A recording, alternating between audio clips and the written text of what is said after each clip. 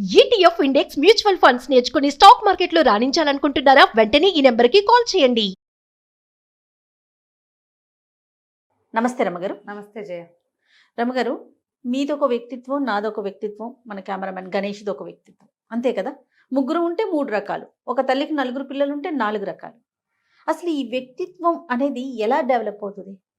తర్వాత ఇంకొక అనుమానం నాకు, సత్సంగాలకి వెళ్తూ ఉంటాం, కౌన్సిలింగ్స్కి వెళ్తూ ఉంటాం, పెద్దవాళ్ళు చెప్పేది వింటూ ఉంటాం.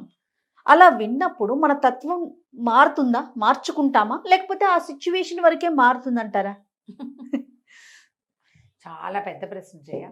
నీ కౌన్సిలింగ్స్కి వెళ్ళి చేస్తామా? అప్పుడప్పుడు తక్కువే, ఏదో నెలలో ఒక 4, 5, 7, 8 అంతే మనం చేసేది.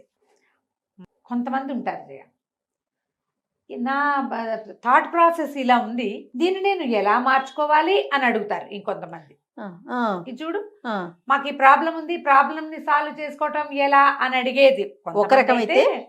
చాలా కొద్ది మంది నేను ఇలా ఆలోచిస్తున్నాను, ఇది కరెక్ట్, నేను అసలు కరెక్టేనా, ఈ థాట్ ప్రాసెస్ ఇలా ఉండొచ్చా, అసలు ఎలా మార్చుకోవాలి, ఇంకొక స్టెప్ ఫార్వర్డ్ వాళ్ళు తత్వం మార్చుకునేందుకు సిద్ధపడుతున్నారు.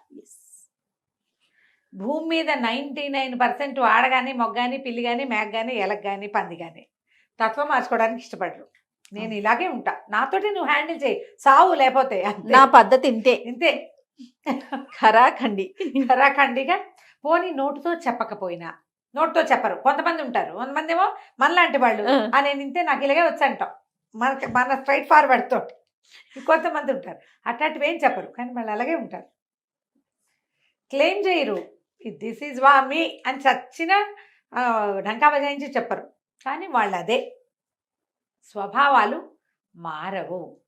స్వభావం మార్పు ఎప్పుడు కుదురుతుంది? మనం చూడు, ఇంతమంది ఉన్నామా దేశ జనాభా, మనలో తపస్సు చేసేవాళ్ళు వాళ్ళు ఎంత తక్కువ మంది ఉన్నారు జయ? అవునండి, చాలా తక్కువ. ఒకప్పుడు ఋషులు మునులు ఒక్కడుండేవాడు, ఊరికి ఒక ఋషి వస్తే ఊరంతా వాడు ఆయన ముందు సాగిలు పడేది. ఏమి ఊరంతా ఋషులు ఎందుకు కాలేదు? ఎవరో ఒకళ్ళు అవుతారు, ఊరంతా వెళ్ళొచ్చు కదా. భలే ప్రశ్న. కృతయుగంలో, ఇప్పుడు కాదు, పోనీ దిక్కుమాలి మన కలియుగంలో ఉన్నాం, మన కర్మానికి అదే కదా. మన ముందు ద్వాపర యుగం ఉంది, అప్పుడు ముళ్ళు ఋషులు యజ్ఞం చేసేవాళ్ళు, తపసమాధిలో ఉండేవాళ్ళు బోళ్ళు మంది ఉండేవాళ్ళు. అంతకుముందు త్రేతాయుగంలోనూ బోళ్ళు మంది ఉన్నారు, వశిష్ఠుడు, విశ్వామిత్రుడు, గిట్రా పెద్ద మనుషులు చాలా మంది ఉన్నారు, ఋష్యశృంగుడు, జాబాలి వీళ్ళంతా ఉన్నారు. అంతకుముందు కృతయుగంలో అబ్బో ఎంతమందో. కానీ సామాన్య ప్రజానీకం ఎక్కువ ఉందా, ఋషిగణం ఎక్కువగా ఉందో చెప్పు? సామాన్య ప్రజానీకమే కదా రమ్మగారు. ఋషిగణం చాలా తక్కువ. అంటే వీళ్ళు స్వభావాన్ని మార్చుకోవడానికి సిద్ధపడిన గణం అనమాట. అంతే అంతే. అప్పట్లాగానే ఇప్పుడు కూడా చాలా కొద్ది మంది మెడిటేషన్ చేస్తామని, మెడిటేషన్ శ్వాస తీసుకోవటము, శ్వాస మీద ధ్యాస, ఇంకొకటి ఏదో చేసి మొత్తానికి కోపిష్టితనాన్ని తగ్గించుకుంటారు. కానీ ఏదో పీక్ టైంలో వచ్చేస్తుంది బయటికి, వచ్చేస్తుంది, లోపల జంతువు బయటకు వచ్చేస్తూ ఉంటుంది కదా. మనుషులం కదా. ఈ కంట్రోల్ సాధించడానికి అసలు మన వల్ల అవుతుందా? కాదు. ముందు మన ప్రవర్తన లోపాలు, మనది తప్పు, మనం సరిగ్గా లేము అనేది గుర్తించరు జనము.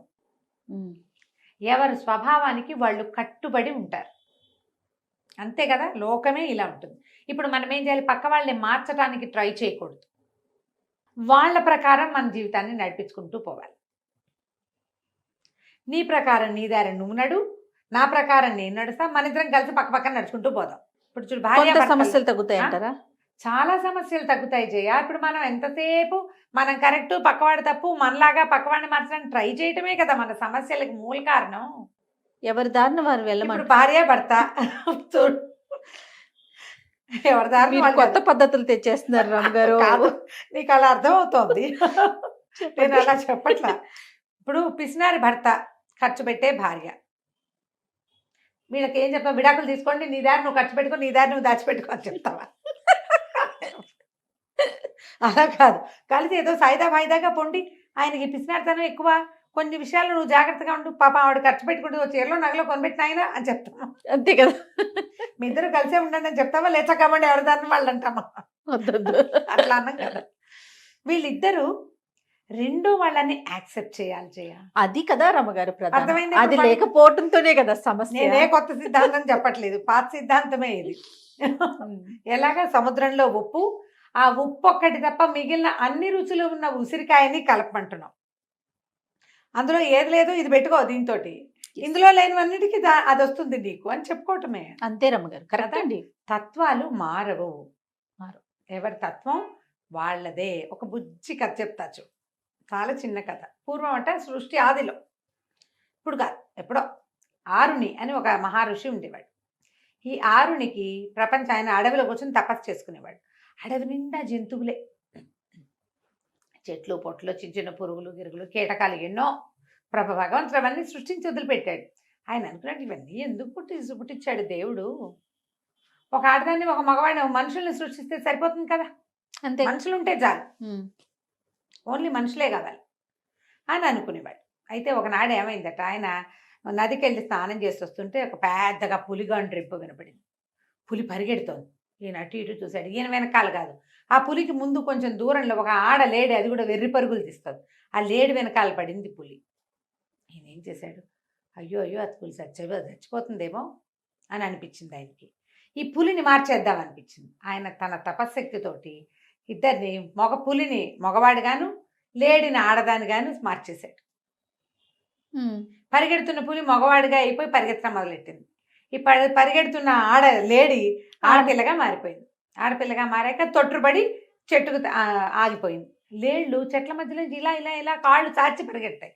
మనుషులకి అట్ట ఎక్కడ వస్తుంది, మనుషులకి రాదు. చెట్టు తట్టుకుని పడబోయింది.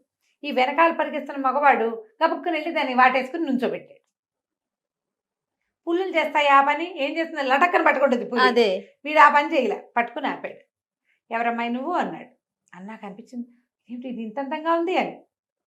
మెల్లిగా ఈ మగవాడికి ఈ అమ్మాయి మీద మోహం పుట్టుకొచ్చింది. ఆ మోహాన్ని వాడు ప్రేమ అనుకున్నాడు. ప్రేమ అనుకుని ఆ అమ్మాయిని నువ్వు నాతో ఉండు అని పిలిచాడు. ఆడెవ్వడూ లేడు, వీడు ఒక్కడే ఉన్నాడు. వీడు చూస్తే మంచి అటాకటా బలంగా ఉన్నాడు. పెద్ద మగ పులి మగవాడిగా మారితే పులికున్న జీవసత్వాలన్నీ మనిషికి రావు కదా. లేడి నాజుకుతనం అంతా అమ్మాయికి వచ్చింది, పులి బలం అంతా అబ్బాయికి వచ్చింది. సరే, ఇద్దరు జతకట్టి అడవిలో ఒక గుడిసెలాగా ఏర్పరచుకుని ఉండటం మొదలుపెట్టాడు. ఈ పులి మగవాడిగా మారిపోయాడు కదా. ఈ మగవాడు మొత్తం అడవంతా వేటాడి దుప్పుల్ని వాటిని వీటిని కుందేళ్ళని పుచ్చుకొచ్చేసేవాడు. పెళ్ళాన్న తినమనేవాడు. అదేమో శాకాహారి లేడు కదా, అదేం చేసేది, ఆకులు అలవలు దుంపలు అవి తవ్వుకుని తినేది. చచ్చిన మాంసాహారం తినేది కాదు, దానికి నచ్చేది కాదు. నేను తెచ్చింది ఎందుకు తినవా హాయ్ అని పొట్టాడేవాడు. కొట్టుకు తెచ్చేవాళ్ళు ఇద్దరు. అట్లాగే ఏముంది, కొట్టుకు తెచ్చినా పిల్లలు పుట్టడానికి లోటే ఉండదు కదా, వరుసగా పిల్లలు పుట్టుకొచ్చారు. కొన్నేమో నాన్నలాగా కొన్నేమో అమ్మలాగా ఉన్నారు. అందులో సంవత్సరాలు గడిచే కొందికి వీళ్ళిద్దరి కొట్లాట ఒక రకంగా తేలలేదమ్మా. నువ్వు అవన్నీ ఎందుకు తింటావు, వాటన్నిటి ఎందుకు చంపుతావంటుంది పెళ్ళాం. ఇవే తిను అని అవే వండుతుంది, చచ్చిన మాంసం వండదు. ఆ మగవాడేమో ఎంతసేపు దుప్పుల్ని కుందేళ్ళని చంపేసి ఎలుగుబంట్లను చంపేసి వాటిని చీరేసి వాళ్ళ మాంసం అంతా పుచ్చుకొచ్చి అది కాల్చి తింటే గానీ నేను నీతో ఉండనంటాడు మగవాడు. బాగుంది. కొట్టుకు చచ్చి చచ్చి చచ్చి చచ్చి చివరికి పిల్లలు కూడా ఇంతంతమంది అయిపోయాక ఓ రోజు మళ్ళీ ఆరుండి దగ్గరకు వచ్చారు. ఇది మాట విందండి, గడ్డిగా అతను తింటుంది, నాకు కూడా అవే పెడతానంటుంది అంటాడు వాడు. ఎంతసేపు రక్త మాంసాలతో తిండండి, అన్నిటిని చంపేస్తున్నాడు దుర్మార్గుడు, వీడితో ఎవడ బతుకుతాడండి అందే ఆవిడ. ఈ గోల పళ్ళైపోయాడు కదా పంచాయతీ. ఎందుకని ఆయన ఏం చేశాడు, వాడిని పులిగాను దీన్ని లేడుగాను మర్చిపారేశాడు. ఇద్దరు చెరోజారును పోయారు. వాళ్ళ పిల్లలు మాత్రం అడవిలో ఉండిపోయారు. స్వభావం మారిందా, స్వరూపాలు మార్చేశాడు. భగవంతుడి రూపంలో ఈయనే భగవంతుడైపోయి, అయినా కూడా పులి వేట క్రూరత్వము, నా మాట నెగ్గాల్సిందే, నేనేది చూస్తే అది నా నోట్లో పడాల్సిందే అన్న లక్షణము వాడికి పోవాల. ఇది ఒక మూల దాక్కుందాము, మూల కూర్చుందాము, నా దారిని నేను ఉందాము అనే ధోరణి దీనికి పోలేదు. మనుషులుగా మారినా కూడా జంతు లక్షణ స్వభావాలు మాత్రం వాళ్ళవి మారలేదు. పిల్లలు పుట్టినా మారలే. ఇప్పుడు ఈ రెండు ఏం చెయ్యొచ్చు, ఆవిడకి ఇష్టం లేదు నేను ఒక్కడనే తింటా అని వాడు అనుకోవచ్చు. వాడికి నచ్చింది వాడికి తింటాలే, నాకు నచ్చింది నన్ను తిన్నిస్తున్నాడు కదా అని అనుకోవాలి. వీళ్ళిద్దరు చూడు రెండో వాళ్ళని యాక్సెప్ట్ చేయలే కదా. అంతే. మీకు స్వభావాలు మీకు ఇబ్బందులు లేకుండా ఉండాలంటే ఏం మార్చుకోవాలి, ఇక్కడ మనం స్వభావం మార్చుకోవాలి మొదటిది, యాక్సెప్టెన్సీ కావాలి రెండోది. ఈ రోజున మనం కొట్టుకు సావడానికి, మన ఇళ్ళందరి ఇళ్లలోనూ డివోర్సులు రావడానికి, ప్రతి సమాజంలోనూ ధనిక సమాజం లేదు, పేద సమాజం లేదు, రెండే కదా సమాజాలు మనకి. అవును. ఒక డబ్బుని వాళ్ళు, ఒక డబ్బు లేని వాళ్ళు. ఈ రెండు చోట్ల కూడా అవతల వాళ్ళని వాళ్ళు ఎలా ఉన్నారో అలా యాక్సెప్ట్ చేయకపోవటం వల్లే మనకి సమస్యలు.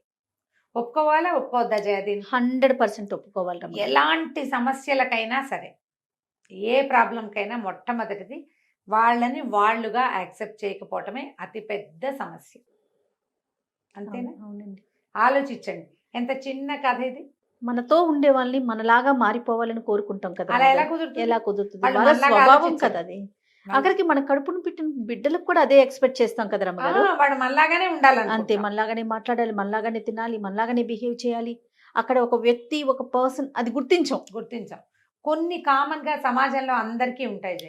అది ఫాలో అవ్వాలి. అవి కాకుండా వాడి సొంత టేస్ట్లు, వాడి సొంత అభిప్రాయాలు, సొంత ఆలోచన, ఏ జీవికి ఆ జీవి వేరే కదా. అవును. మనం ఒప్పుకోకపోవటమే సమాజంలో సమస్యలకి. గొడవలకి కారణము, సమస్యలకి మూల కారణం అది. చాలా బాగుంది. మీతో ఉన్న వాళ్ళు పులా లేడా తెలుసుకోండి.